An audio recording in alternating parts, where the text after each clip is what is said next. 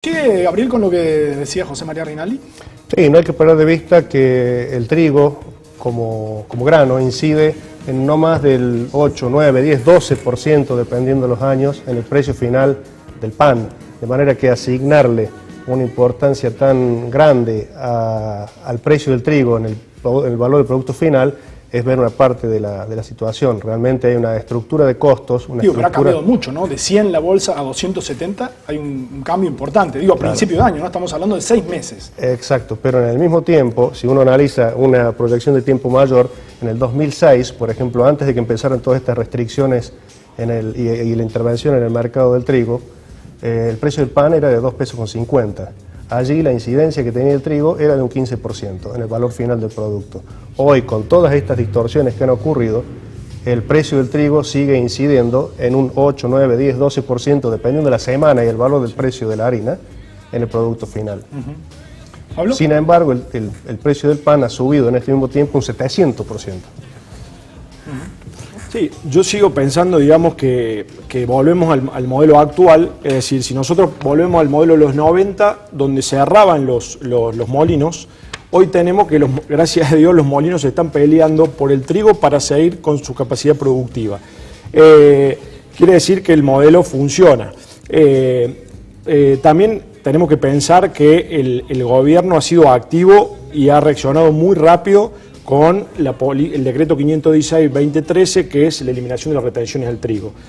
Ha reaccionado con eso, ha reaccionado, hoy nosotros como productores agropecuarios nos hemos verticalizado y ya estamos exportando, es decir, pertenecemos a una cámara, que es la Cámara Argentina de Productores y Pequeños Exportadores, la cual, como productores agropecuarios, ya podemos exportar nuestra propia producción. En la época de mi abuelo, de mi padre como productor, había 50 exportadores. Hoy ya en Argentina hay 300 exportadores y nosotros somos parte de esa verticalización.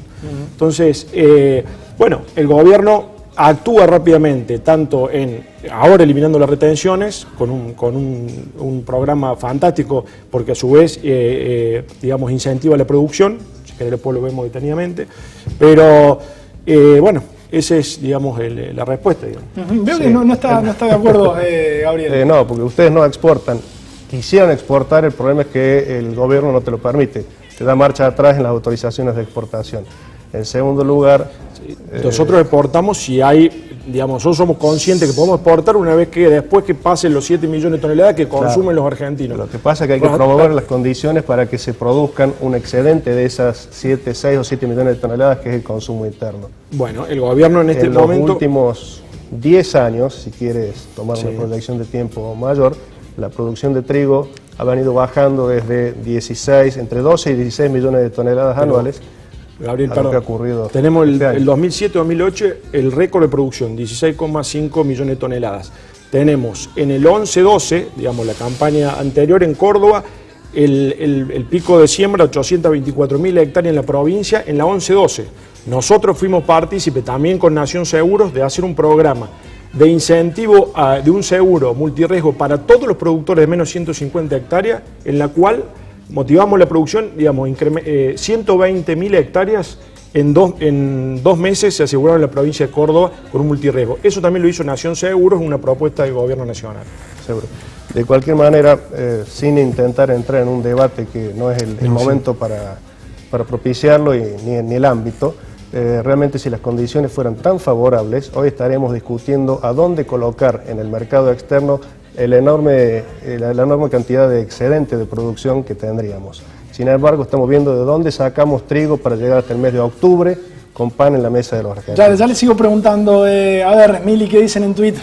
Siguen llegando en Twitter muchos mensajes. Liliana Montero expresa: el ciudadano se pierde entre tantos números, y cuando el ciudadano se pierde, debemos indagar sobre los problemas estructurales de fondo, el modelo de país que queremos. Ramiro Fresneda dice: el alimento se ha vuelto mercancía, los grupos financieros especulan con comida, los precios suben, las exportadoras ganan con el hambre, pocas empresas concentran la producción y elaboración del alimento para el país, el aumento de precios es su motor, pan y harina no escapan a esto. Y Martín Gil dice: los universitarios tenemos el deber de ponernos a disposición del público. Y también expresa en su último tuit: vivimos un tiempo de acciones, de hechos y no de verborragias edulcoradas. Eso dicen a través de @ZonaPolítica TV. Bueno, una última cápsula para debatir aquí con nuestros invitados. Vamos a escuchar lo que decía hace un mes atrás, más o menos, la presidenta de la Nación en torno a las retenciones del trigo. Escuchen. Todos los derechos de exportación que se cobren sobre la producción triguera van a ir a un fondo fiduciario. Los fiduciantes son los exportadores de trigo, o sea, los grandes AFA, los pequeños y medianos AFA y ACA, o sea, se va a seguir cobrando derechos de exportación, pero todo eso va a ir a ese fondo fiduciario administrado por Nación Fideicomiso, y todo lo que se recaude se va a distribuir entre todos los que producen trigo en la República Argentina. Bueno, Gabriel, ¿qué opinión tiene usted sobre esto? Lamentablemente el sector productivo no le cree a la Presidenta, porque ya hemos tenido experiencia en este tipo de anuncios con el Plan Trigo Plus, el Maíz Plus, y si realmente se quisiera fomentar la producción de trigo, debería preocuparse en que el precio que recibe el productor realmente llegue al productor. Sin embargo, estamos en una política en donde los dos grandes perjudicados de esta cadena son el primero y el último eslabón, es decir, el productor y el consumidor final. ¿Qué opinión te merece, Pablo? Para mí es una excelente medida, los productores no la han leído así.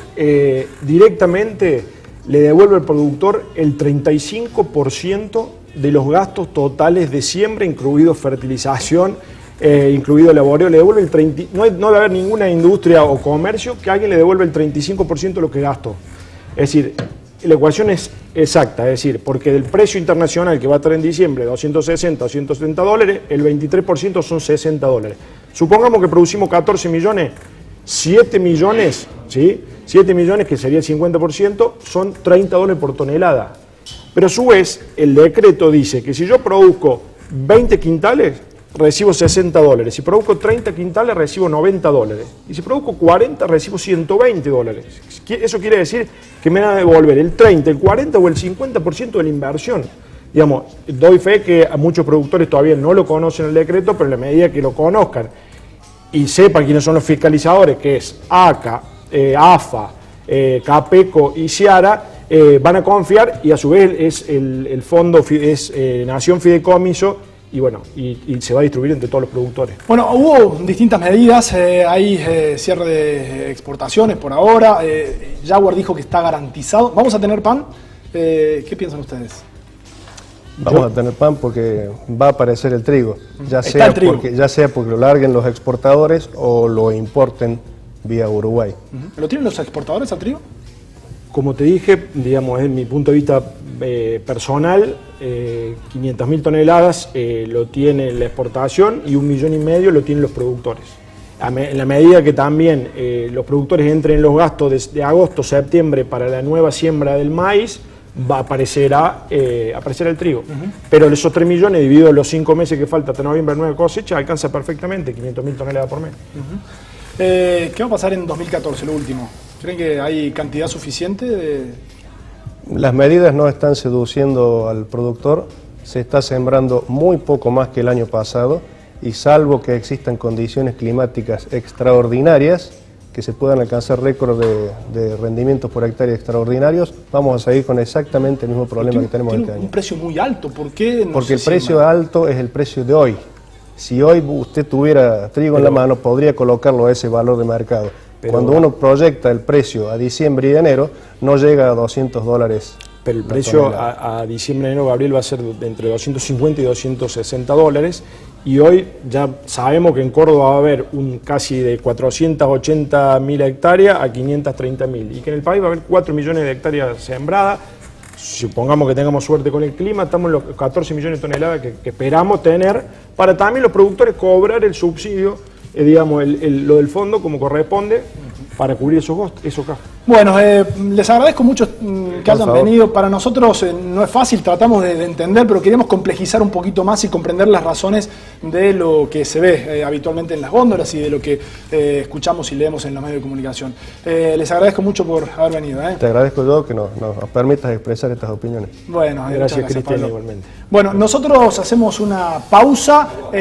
Lo tenemos al doctor Oscar Aguad sentado allí. Enseguida va a estar aquí conversando con nosotros. Nos va a contar cuáles son sus proyectos de cara a las elecciones de 2013. Le vamos a preguntar también de cara al 2015. Hay mucho para charlar con Aguad, así que enseguida estamos aquí con el candidato del radicalismo. Nos vamos a una pausa con Melconian. Lo tienen del PRO. Estuvo aquí, vino a acompañar a Baldassi y dijo, lo citó Helber, y además dijo que para él lo mejor sería que el control de precios no funcione. Escuchen.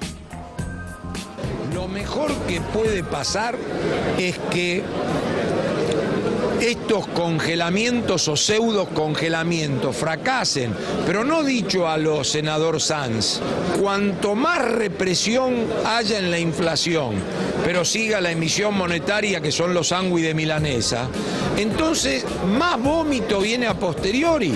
Lo mejor que le puede pasar a la sociedad argentina es que el intento de gelbardización no funcione, porque si no tengo una política económica adecuada para esa dieta, que es parar con la milanesa, que es la emisión monetaria, entonces lo único que voy a estar logrando es un programa antiinflacionario basado en la represión, que en cuanto se libere un poquito después vomita.